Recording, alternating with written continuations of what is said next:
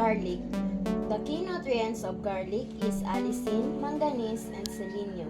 The health benefit is known for its antimicrobial and blood pressure lowering effects. Next is onion. The key nutrients of onion is quercetin and chromium. The health benefit, it helps regulate blood sugar and fights oxidative stress. Next is chicken. The key nutrients of chicken is lean protein and vitamin B12 and choline. The health benefit is essential for muscle repair and brain health.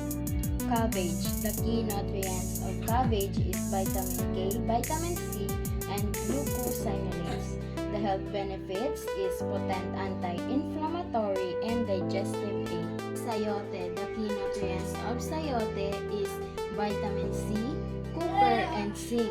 The health benefits of sayote is promote heart health and support healthy pregnancy. Next is carrots.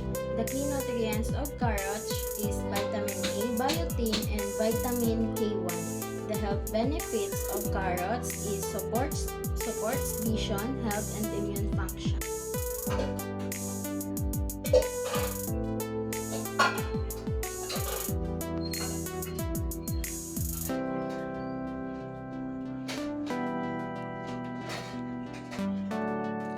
Next, we need to wash our vegetables for the clean and safety.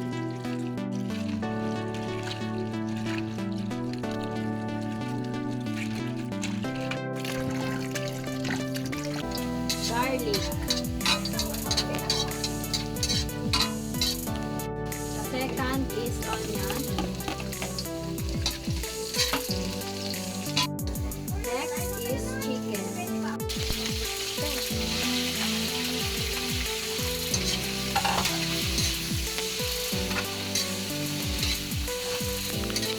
We put a little bit of salt. Next is vegetables.